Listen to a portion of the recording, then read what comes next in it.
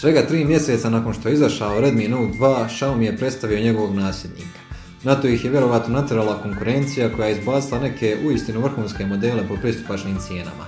Mobile Shop se, možemo već reći standardno, potrudio među prvima na svijetu imati ga u prodaji, a jedan primjerak proslijedili su i nama na test. Ja sam Josip, a vi gledate Balkan Gadgets, Xiaomi Redmi Note 3 video recenziju.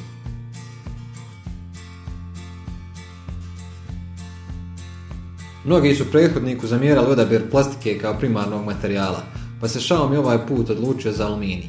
Aluminij daje dodatni osjećaj čvrstoće uređaju, ali ga i čini malo atraktivnijim po pitanju izgleda. Drago nam je da nije riječ o jako klizavoj površini, pa nećete morati biti pretjerano oprezni kao kod mnogih drugih telefona sa ovakvim materijalom. Iako je zanemarivo deblji od prethodnika, osjećaj u ruci je da je ipak malo bucmastiji od njega, vjerovatno jer se ne stanjuje toliko puno prema rubovima kao on.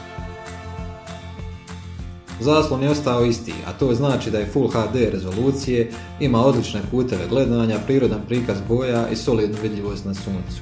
Jedinu zamjerku uputili bi na nedostatak zaštite od ogrebutina kao što je na primjer Gorilla Glass.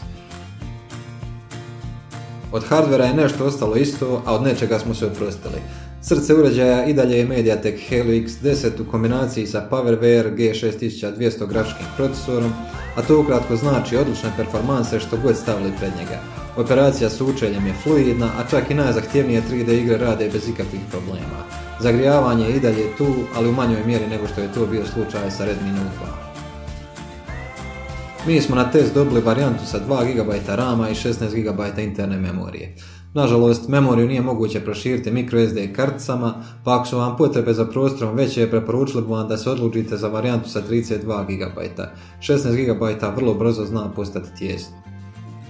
S druge strane, debelo je nadograđena baterija. Kapacitet je 4000 mAh, a uz normalnu upotrebu izdrži 2 puna dana bez ikakvih problema.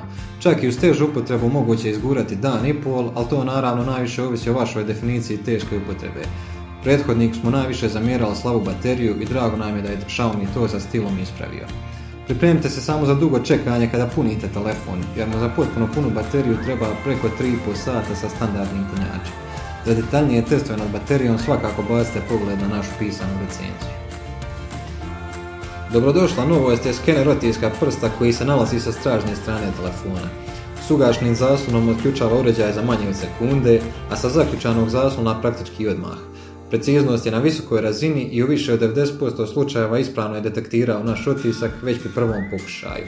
Jednom kada se naviknete ovako otključavati telefon, teško ćete se moći vratiti na klasične lozinke.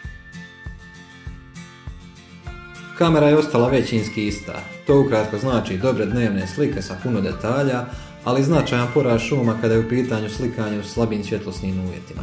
Srećom, nova dvotonska LED bljeskalca često zna spasiti situaciju u takvim uvjetima, pa nije sve izgubljeno.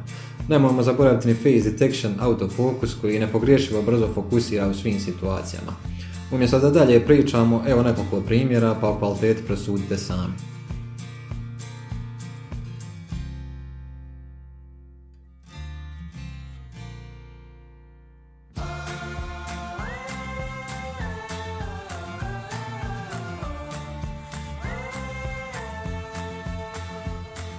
Kvaliteta videa ostala je ista, maksimalno je moguće snimati u Full HD rezoluciji, a slika je detaljna te zbog nedostatka optičke stabilizacije lagano skakutava ako se puno krećete.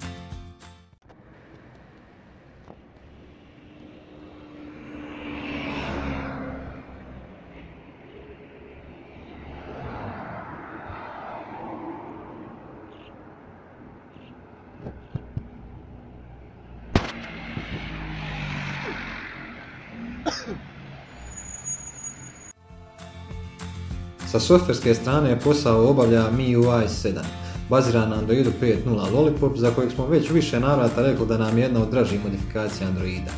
Inspiraciju za izgled očito vuče od Appleovog iOS-a, ali tu sve sličnosti s njim prestaju. MIUI je prepun korisnih stvari kao što su način rada jednom rukom, prilagođeni za ljevake i dešnjake, pojednostavljeni način rada, mogućnost modifikacije doslovno bilo kakve sitnice, mogućnost potpune promjene izgleda i tako dalje. Ako mu do sada niste davali šansu jer vas podsjeća na iOS, nemojte se opet zeznuti, ako imate priliku svakako ga isprobajte. Xiaomi je sa Redmi Note 3 odradio vrhunski posao. Gotovo sve zamjerke upućene prethodnik su ispravljene, dodano je nekoliko dobrodošlih novosti, a jedino je uklonjen utor za microSD kartice. Ako možete prijeći preko toga, dočekat će vas telefon sa kvalitetnom konstrukcijom, fantastičnom baterijom, brzim skenerom otiska prsta, brzim procesorom i osiguranom softverskom budućnosti. Ni konkurencija u međuvremenu nije spavala, tako da je ovaj segment puno zagužvaniji nego prije. A tu ponajprije mislimo na LTV-ov LE1S, koji je čak malo digao letvicu za ovaj cjenovni razred. Koji od ova dva je bolji i najviše ovisi o vašim potrebama, pa dobro promislite što tražite od telefona prije kupovine. Nama su oba odlična, ali kako je ovo ipak Redmi Note 3 recenzija, a mi trebamo dati završne riječi, onda neka jednostavno budu bravo Xiaomi.